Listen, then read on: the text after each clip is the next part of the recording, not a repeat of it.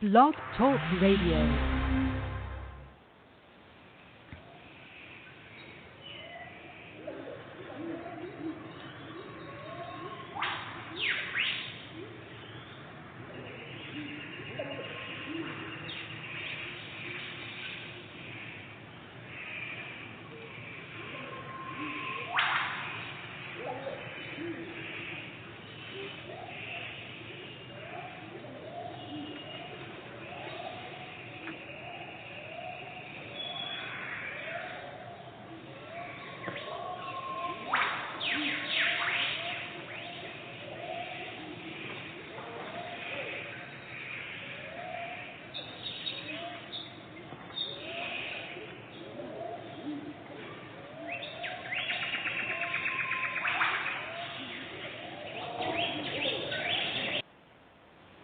Hello, everyone. I'd like to welcome all of you back to Ohio Exopolitics.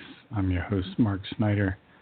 We're going to be talking about the Billy Meier case this afternoon. Edward Albert Meier is about 80 years old. He lives in a tiny mountain village in Switzerland called Hinterschmid-Ruti. About 1945 or so, even a little before, he started to get telepathic messages from a man named Svath. Svath was an extraterrestrial human from a race of human beings who called themselves the Plejaren. They are in a different space-time configuration than the people of the Earth live. You might call it a different dimension. The Meier material explains that there are 7 dimensions in our universe, and in our dimension, people live on worlds that are usually dozens of light years apart.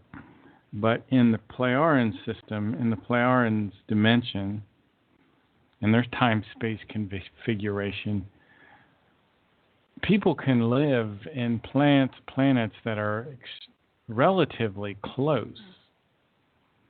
And that's a fundamental difference between the Plejaren's dimension. Dimensions in physics typically are 3 dimensions of space and 1 of time. For example, you can have latitude, which is how far you are above the equator, and longitude being how far west or east you are of, I think they call it Greenwich, England, which is the prime meridian. And now we have kind of an X and a Y location so we can find a point. And then the third aspect of that is your altitude. So that's your third dimension of space. Well, there is a fourth dimension of time. And when was this ship, this airplane at this point? Well, there are also something called dimension. And there are time-shifted dimensions the Meier material talks about. And let's read what Quetzal has to say. The universe, with all its galaxies, is very thinly settled with human forms of life, whereby that also includes dimensions shifted in time and space, respectively.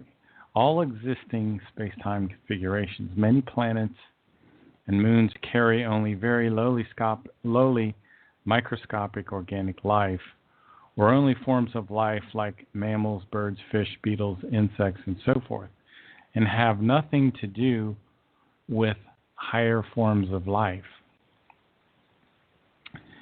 And Ptah said that there are relatively few extrasolar planetary systems in the Dern universe's space and time configuration.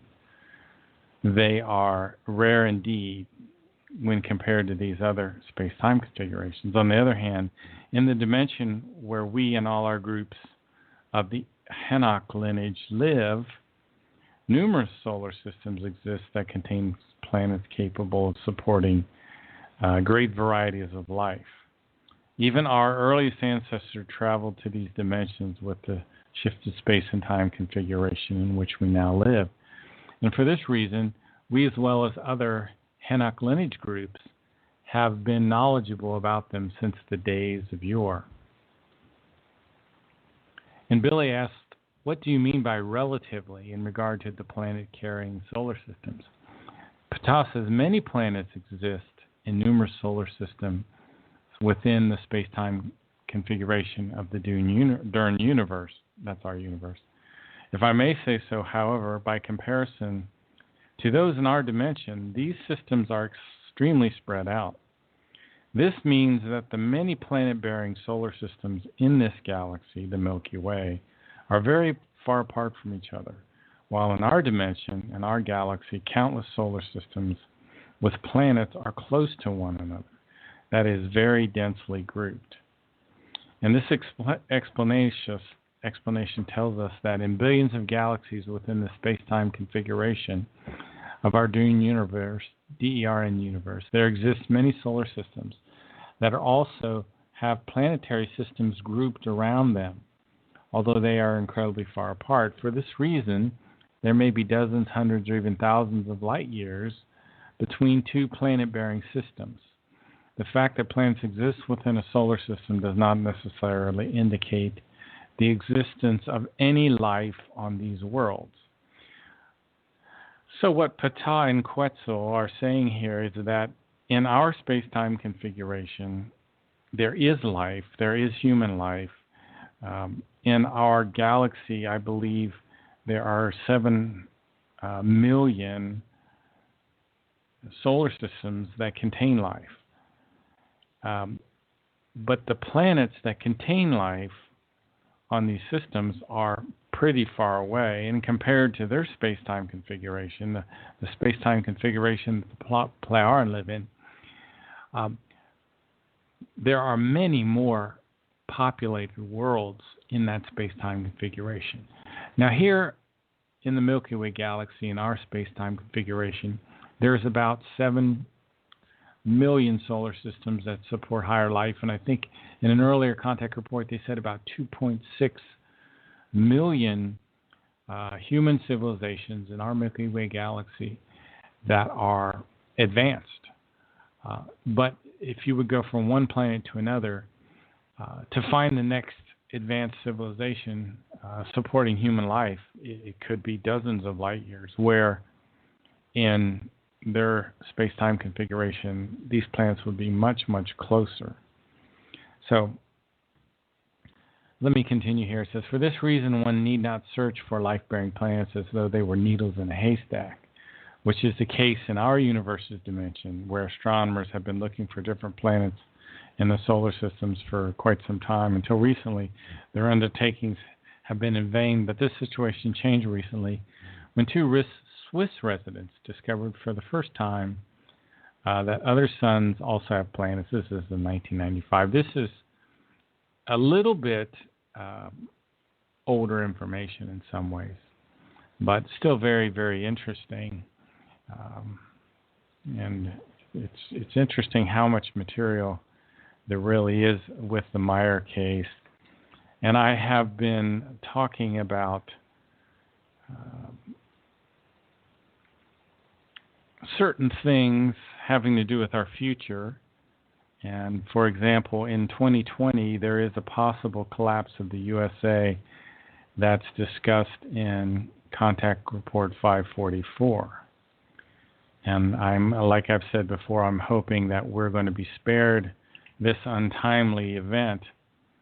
But in 2020, and Billy says here, when I consider that which you already confided to me during my great trip in 1975, that according to your probability calculations, the superpower USA would come to an end after 2020, if nothing in the country changes for the better by then.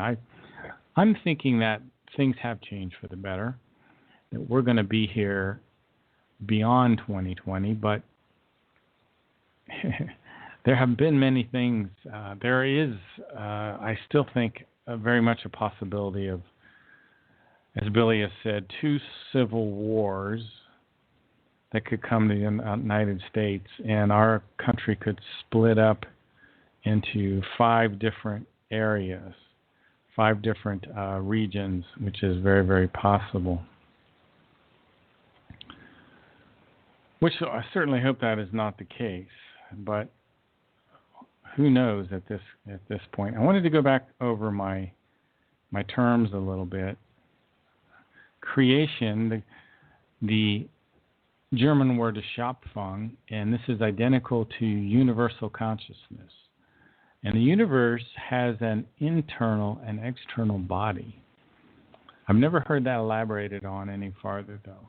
Schöpfung is the German word for creation. The universe that we live in is the material manifestation of the wisdom of this universal consciousness. Now, the universal consciousness is evolving. It is not immutable. It is changing. It creates universes as a part of its own evolution.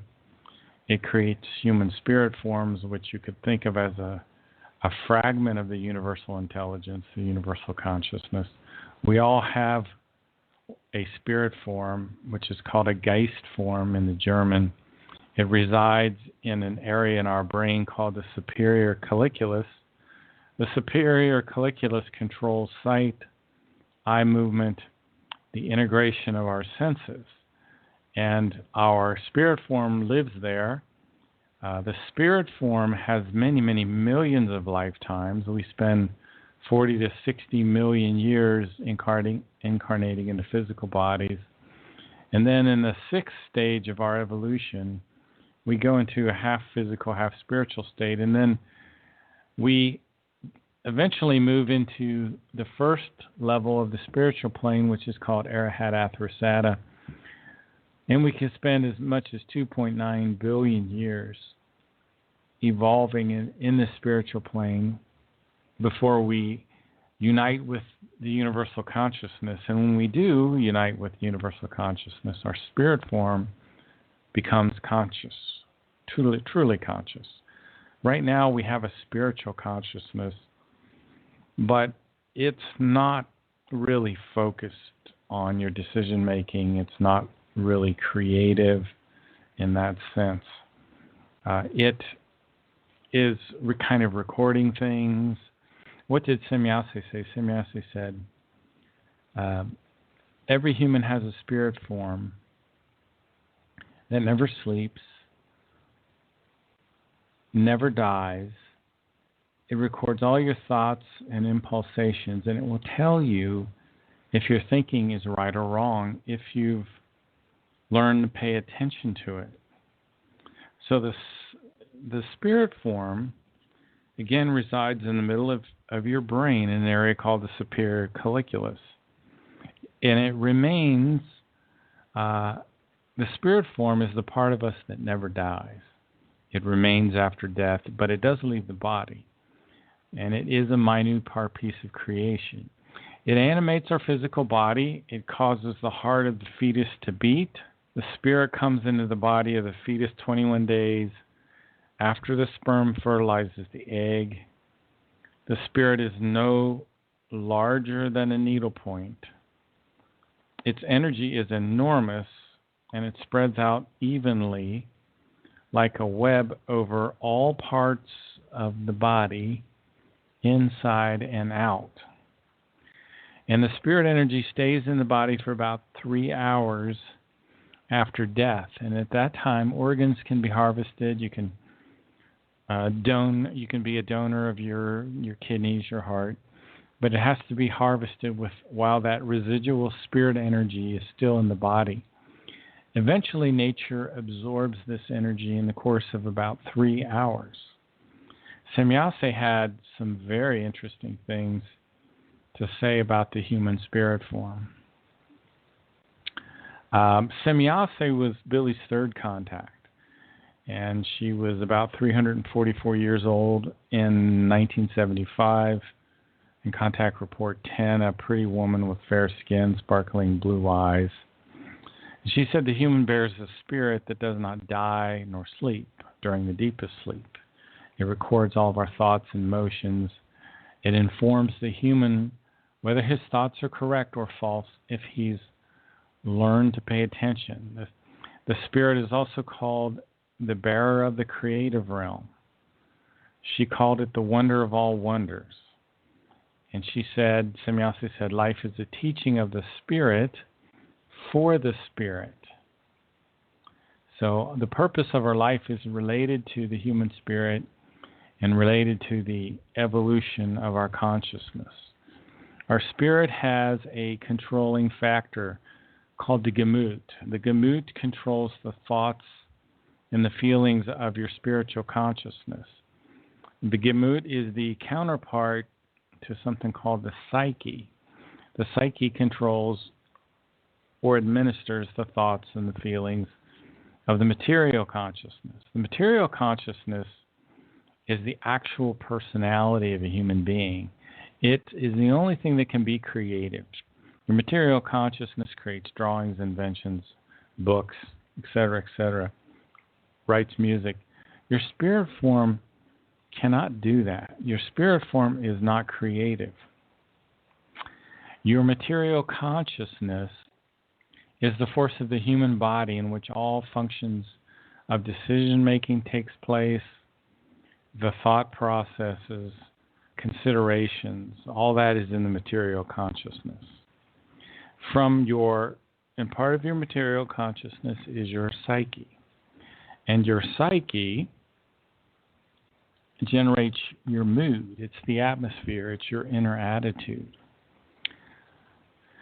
There's another German term in the Meyer teachings that's called the Empfinden. The Empfinden is a factor which exists in the spirit realm. It's a spiritual process of the Gemut. And the Empfinden receives the swinging waves that are purely of a spiritual nature. Your Empfinden produces a fine, sensitive feeling. It gives you the ability to perceive the love of creation. This is a purely spiritual process of the Gemut. There is another German word called Erfühlen, which is normal feeling, which is a feeling someone gets when they touch things with their fingertips. And so that's the Empfinden. Now, we are called Wesen, human beings, cows, pigs, dogs, all higher animals, bears, deer. We're Wesen. We have a personality. We have decision making in terms of our evolution. We decide whether or not we are ready for evolution. We want to evolve. We make those kinds of decisions. Now, the Wesenheiten, which is the universal consciousness, stones, water, gases, they particularly stones, gases, and water, I don't think have any free will in the sense of their evolution. It's more of a natural process. The Wesenheiten, the creational universal consciousness, also doesn't have so much of a predetermined possibility of evolution. It kind of functions almost mechanically in the sense of its evolution. It's a step-by-step process. It doesn't really speed its evolution up or slow its evolution down. There's another German term called Gewalt, which is the brutal execution of might and force. A Sartung means to get very bad at control of the human nature. And I touched on the swinging wave just briefly. These are electromagnetic waves. They can be built up from electric and magnetic fields. They're not bound to any matter. The one analogy I like to draw from nature is when birds fly in a flock and they move in unison and change directions quickly. There's some kind of unseen force that connects these animals and the way they move. And I've often wondered if that, in fact, was part of the function of the swinging wave. There's a great passage, I think it's in the Goblet of Truth, which says, rivers, stones, lakes, bushes, trees, everything that crawls and flies on the earth is a life form with a spirit form. And these spirit forms are on a journey through time which involve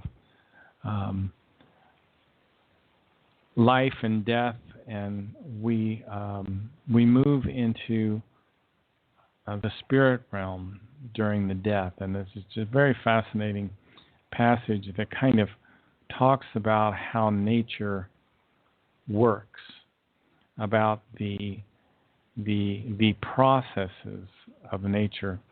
Emmanuel, one of the earlier incarnations of Billy, used to say that the body and the spirit are one, and that the body, the physical, actually comes from the spirit. And if you look at plants, one thing I like to really look at is how quickly plants will spring up, literally, in the spring, in the summer, and grow to tremendous height in a very short time. And if you imagine there's a spirit form associated with that plant, and that spirit form comes out of the spirit realm and into that seed, probably, and then the seed starts to grow. You see, the spirit form is the animating factor in all of the material life. The spirit form, it sends its energy throughout the whole body, whether the spirit form is the spirit form of a bird or a plant or a human being. So there are many different kinds of spirit forms. We as human beings, we have the Geist form that lives in the superior colliculus. And, young Edward Albert Meyer, at a very young age, back in 1941 in May, he crawled out a lower window in his bedroom and he looked up at a beautiful starry sky, and he said, "My life is made out of love of creation." Now, creation has what are called creational natural laws. These laws determine how the universe functions.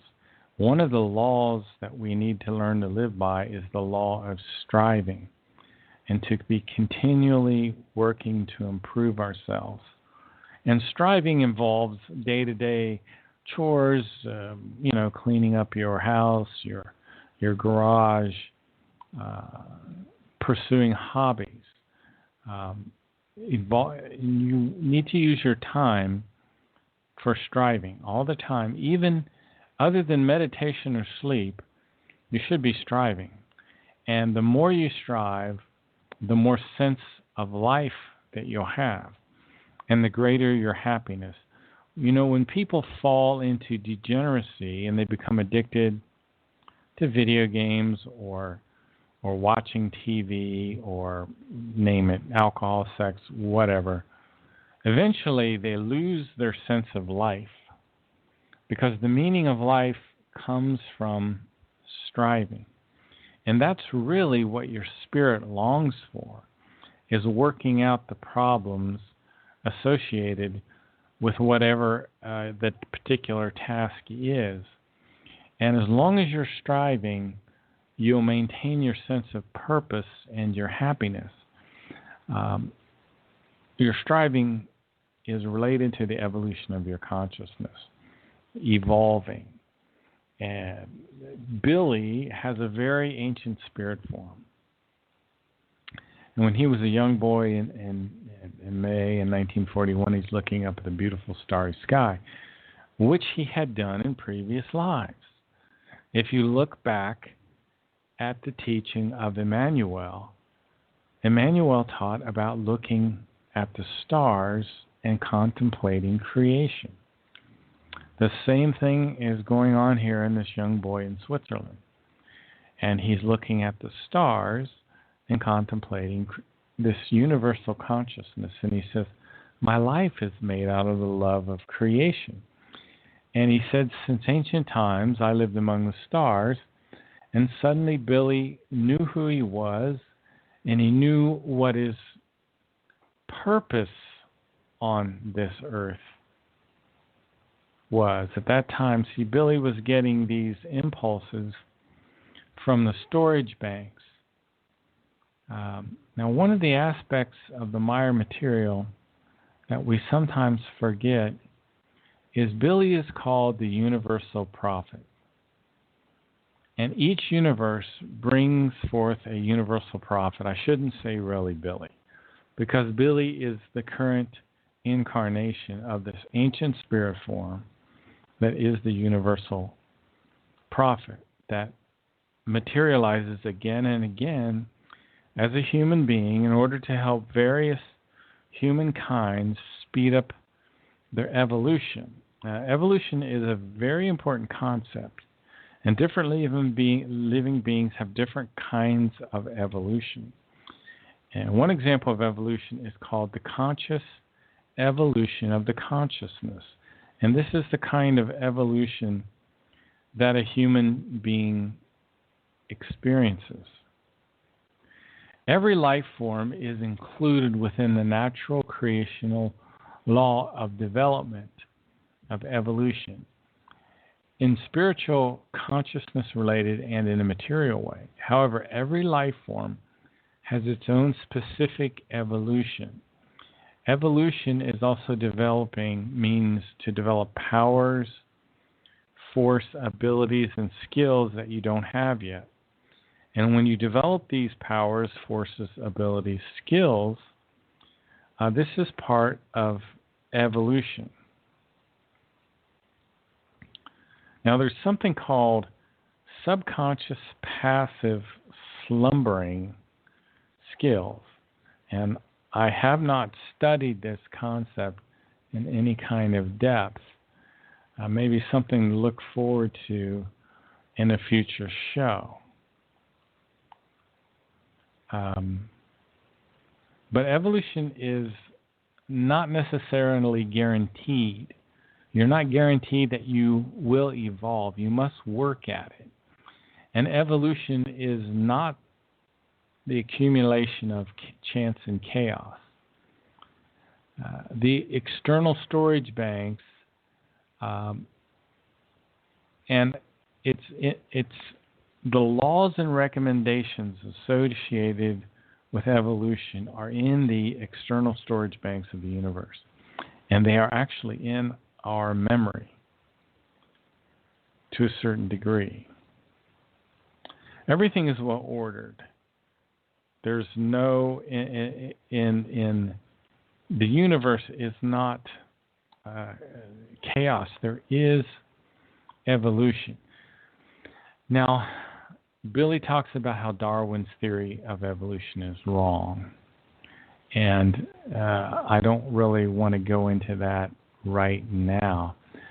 There is also a book that Billy has, which would be great to get an English version of this. I just don't think it exists yet. It's called God Delusion and God Delusion Insanity. And Billy talks and explains to us Earth humans of the present time what creation is and how its laws work.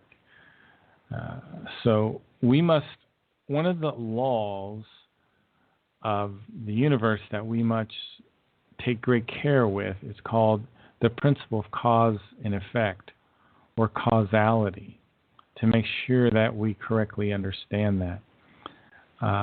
Many scientists will talk about the evolution of nature, and they don't understand it always. But basically, they could be pretty much on the right path. Now, Billy says creationists are totally astray. They've gone totally astray. Everything spiritual material, all things of existence, that which is spiritual, physical, and consciousness, is integrated into evolution. Okay, so let's talk a little bit about the different kinds of evolution. There's something called creation evolution, and we talked about that a little bit, that the universal intelligence evolves, the universe evolves. And there's another kind of evolution called the conscious evolution of the consciousness, which is the human life form evolving. Only the human being evolves by conscious evolution of the consciousness. Animals evolve by instinct evolution. There's also an impulse evolution for plants. There's an energy evolution for sand, stones, crystals, gases, liquids. Isn't that interesting that stones and crystals, etc., liquids like water, evolve through this energy evolution? There's a microevolution for bacteria and things like that, and an intelligence evolution related to higher species of animals, like we've talked about before, apes and dolphins and cats and dogs and so forth. So, some interesting ideas on evolution.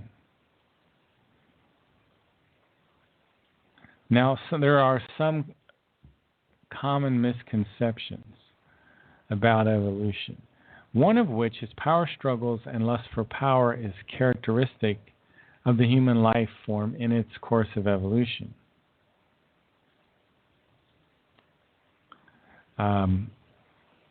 Which is not true. Here is something that is true. Each universe brings forth a universal prophet who is repeatedly materializing again as a human being in order to help with the various kinds of speeding up of evolution. That's pretty much a normal course of events.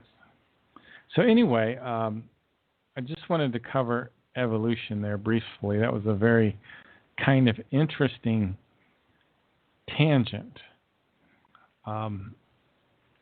Probably one of the most well-known prior lives of Edward Albert Myers is an individual named Nocodamian, who was said to be a creation of a planet called Sadar in this other galaxy called the Lyran Galaxy, which is about 3,800,000,000 light years from our solar system. And this was, I believe, close to 8 or 9 billion years ago when the first incarnated personality of the beam spirit form came into existence. This was about 9.6 billion years ago. Another part of the Nocodamian lineage is someone called Henoch, who was born about 8 billion years ago. There were other Henochs that lived as well. There are two Semyases that were also born. There's one of them that's part of the Nocodamian lineage and another one that isn't. I don't know the distinction at this point. Semyasa 1, notice that's different than Semyasi. Semyasa was a male. He was born about 389,000 years ago during the time when the Lyrians were here. And Semyasa fathered the first Adam. There were actually two Adams, both fathered by two Semyasas in different time periods. Relatively short time ago was Semyasa II, who was sometimes referred to as a demigod. And this man was here during the time of Atlantis and Lemuria. He was a scientist who worked under Eris the Barbarian, and he was said to have fathered the second Adam about 13,000 years ago. And there were two time periods associated with Atlantis and Lemuria. Of course, this information is rather convoluted. I shouldn't say that. It's complicated. There's a lot of information here, and it takes time to really to sort it all out and understand it. Typically with Billy, they refer to the seven prophets: Enoch, Elijah, Isaiah, Jeremiah, Emmanuel, and Muhammad. I talked about Emmanuel earlier. According to the Maya material, the person that we call Jesus today was never called Jesus. During the time of his life, he was called Emmanuel. Now, frankly, I had a hard time believing this until about 2 years ago. And people that listen to this show or have listened to this show for the past couple of years will know when I first started doing research on this, I stumbled over a very fascinating thing that still astonishes me to this day. There was no letter J in the ancient world. The letter J was invented by a Italian playwright and scholar named Gian Giorgio Turissino. It wasn't invented until about 1550.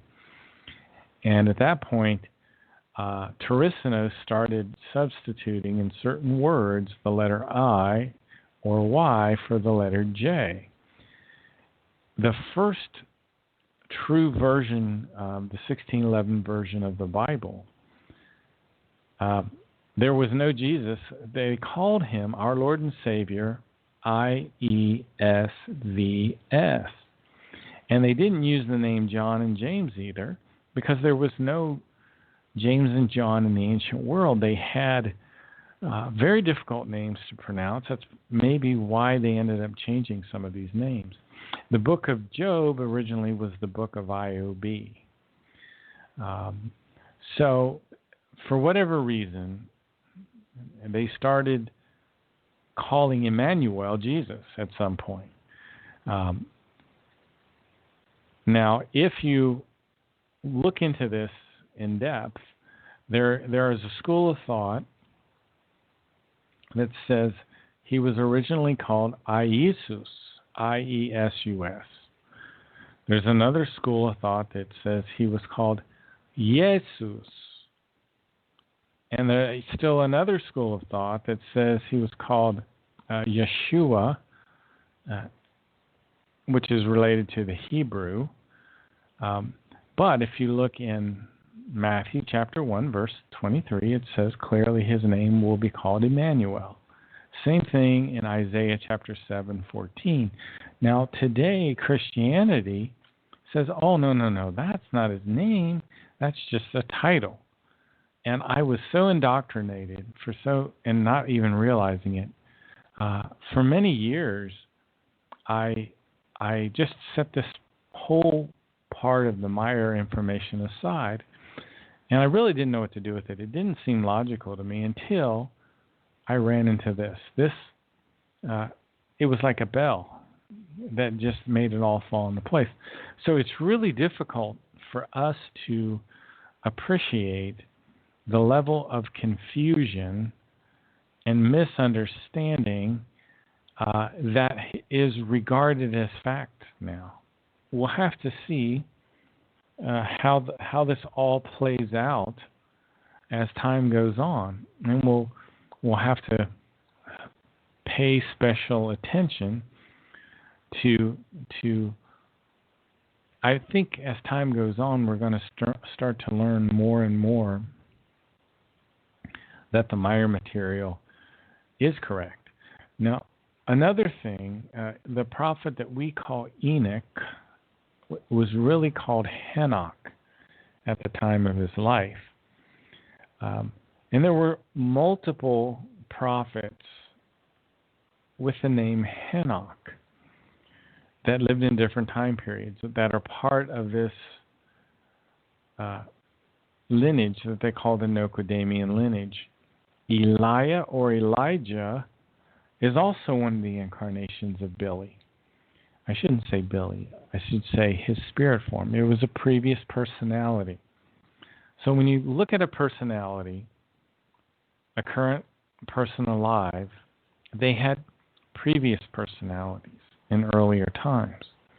One of the previous personalities for the spirit form of Edward Albert Meyer was this prophet who was born about 891 BC.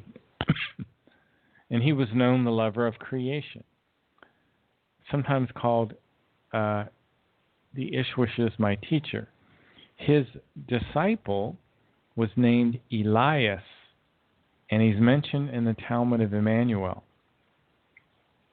In Contact 229, it says that Elijah, or this incarnation of Billy, of the spirit form of Edward Albert Meyer, was flown to Srinagar, Kashmir, India in a beamship in 1842 BC.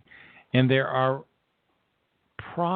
predictions associated with the prophet Elijah, and they're talked about in Contact Report 230. Maybe I'll read just a few of these predictions of Elijah. Quetzal is talking here, and he says, "Certainly, I have made every endeavor to bring something along with me. However, it is not a prophecy, but a prediction that leads back to the prophet Elijah and refers mainly to you.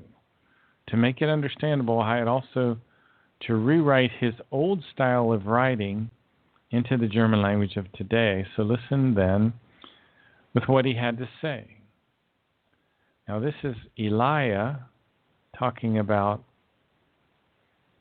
Billy in the future.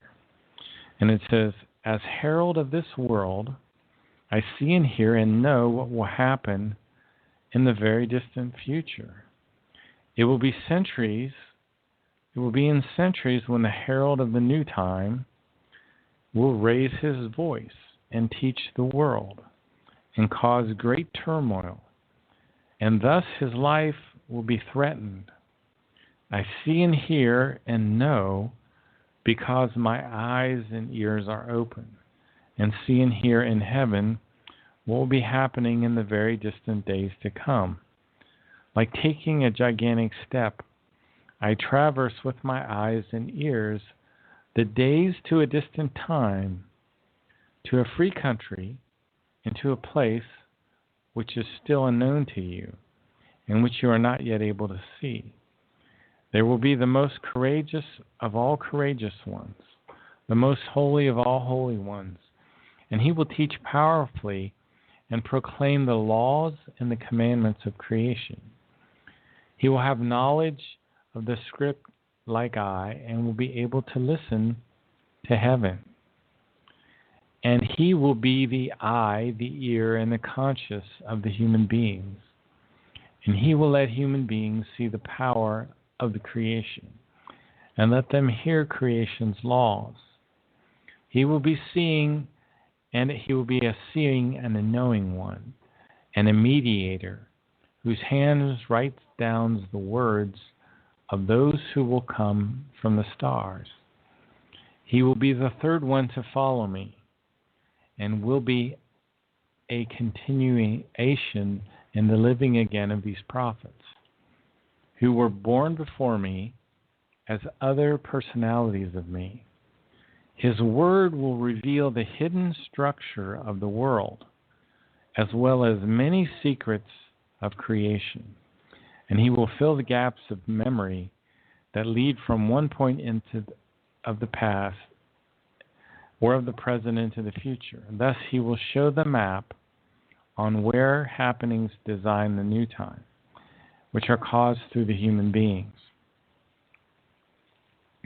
This is the prophet Elijah looking, I think, 3 personalities ahead to the time of the Meyer information, which is coming out now.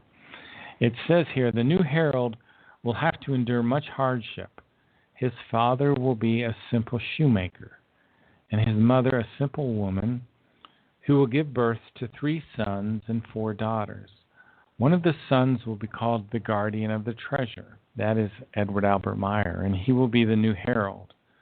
The knowledge about the laws of creation will lay open to him as never before to a herald.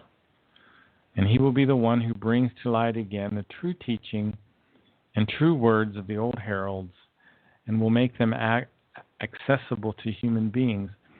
One of the things that Svath taught Billy when he brought Billy onto his silvery pear-shaped spacecraft in Bulak, Switzerland, when Billy was about 5 years old, is he told him about his previous personalities, that he had been the people that we call Enoch, Elijah, which is also known as Eliah. And Eliah is the correct way to pronounce Elijah. In any case, this is part of the Nokodamian lineage. Another of these prophets was known as, we call Isaiah. He was born in 772 BC. The person called Jeremiah, that we call Jeremiah, was born in 662 BC. And then one of the other incarnations of the Meyer spirit form was Socrates, born in 469 BC. Aristotle was the next, born in 384 BC. And then we have Emmanuel, who the Meyer material says his teaching was greatly distorted and recorded in what we call the New Testament today. The next incarnation of Edward Albert Meyer was Muhammad, who was called the Praised One. And I believe he was born in 571 AD. And the Meyer material on Muhammad is kind of interesting. Muhammad was said to be born February 19th, 571 CE, and died in 632 of the Common Era. He was one of the prophets of the Nokodamian line. And the Figu group says he is credited as creating the Islamic religious cult, which was designed to restrain all other existing cults. The Islamic cult was designed to restrain the cult of Christianity. The Meyer material calls Christianity a cult. And it explains and says that Christianity would have caused the total destruction of mankind if it was left unchecked. This is very, very fascinating. And the Meyer information, I know this is controversial, says that not all of Islam are terrorists. And I think this is probably an important thing to follow. I'll read just a little bit from this article. That Islamic terrorists do not represent Islam, just as terrorists of other faiths do not represent other religions. Billy's writing here, evidently. As a human being born Edward Albert Meyer, named Billy Bean, and also known as Sheikh Muhammad Abdullah and so forth, I had certainly already from childhood gained a good insight into Christianity, as well as into Islam, and into the other religions as well as into many of their sects, whereby I have, however, assumed and maintained a completely neutral position over my entire life for myself and my thoughts, feelings, and views, as well as opinions. Fundamentally, according to Islam, I am a religious non-believer, and from the perspective of Christianity, a heretic and atheist. This is very interesting because Billy talks about the universal consciousness, but he says that it's not God. There is no God in the way the religions teach. And again, he says, according to the religions, that he's a lost candidate for hell and so forth. And Billy says he has not succumbed to the God delusion, which is hammered in an indoctrinating manner into the believers through the false teachings of religions and all their sects.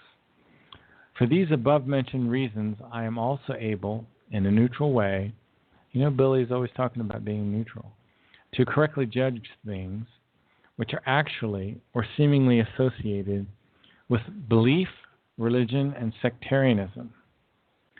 This is the case, for example, in regard to Islamic terrorism, whereby that Islamism has no relationship whatsoever with actual Islam. It is based instead on a wrongly steered and completely degenerated fanaticism. So the Islamic terrorist is a wrongly steered, completely degenerated fanatic.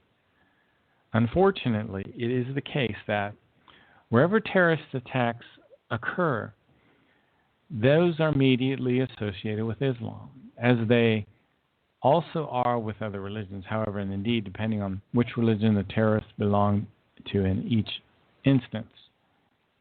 So, I've read many articles where people that have Qurans, I don't have a Quran, I'd like to have a Quran, quote verses in the Quran which says things like, kill the unbelievers wherever you find them. So, evidently, generic Islam does not follow those particular commandments or words in the Quran. And I guess that's what Billy's saying here. We'll have to, again, wait and see and learn more as time goes on. Let me read again a little bit about Islamic terrorism. Islamic terrorism as an unparalleled degeneration existing outside the teaching of the Quran and of Islam. Consequently, it may not be taken as a measure for judging the image of Islam and of the faithful Muslims. But if that is done, then what corresponds is a mistake, which only generates evil and hate, whereby the wheel of hate turns even further, and all terror actions occurring all over the world are automatically and directly associated with Islam and Muslims in general.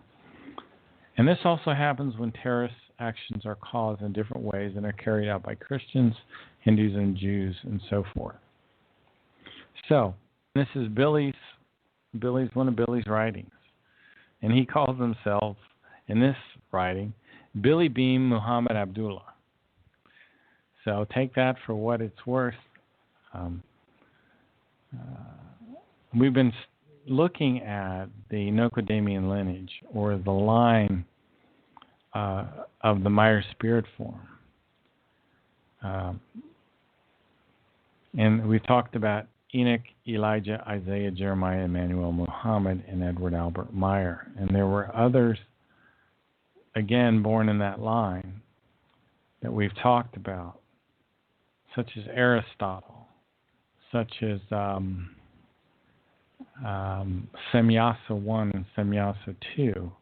Mendelssohn was also part of the line of Nokodamian, as was Mozart.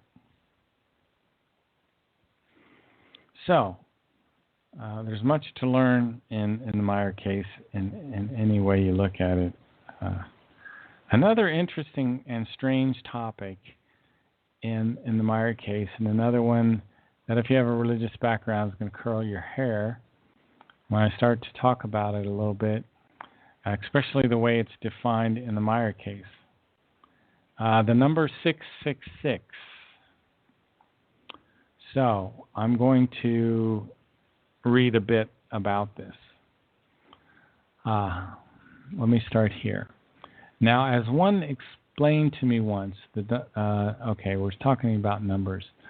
I'm going to have to skip part of this. For example, it is well known to me that the name falsely ascribed to Emmanuel was Jesus Christ, must yield the addition number 18 in both words. While according to Cairo's calculations, however, the value 18 arises for Jesus and the number 24 represents Christ. I've also noticed such errors in other assessments. In the case of the effective number for the name Jesus Christ, this individual named Chero comes to the threefold value 888, although this would have to be the effective number of 666, as this would also have to be the case for the designations for Pope, Church, and God. So I guess the Meyer information is saying 666 really is the number for the Pope, for the Church, and for the name Jesus Christ, which is pretty over the top from the Christian point of view. But not a complete surprise if you've talked about the Meyer material or studied the Meyer material. We're running a little close on time, and I was going to get into Hitler again and how Hitler was influenced by the Giza intelligences and how Hitler was not meant and not initially going to be a negative influence. The Giza intelligences we've talked about before. The Giza intelligences are another fascinating topic that's certainly worth looking at. There's also, and I touched on this maybe a week or two ago, information about a blue race of people on the Earth. And they're in some way related to the Hyperboreans. In some case, let me read a little bit here what Billy's asking Ptah about the Agharta, what's called Agharta. And Ptah says, to my knowledge, humanity of Earth still lives in error regarding the name Agharta.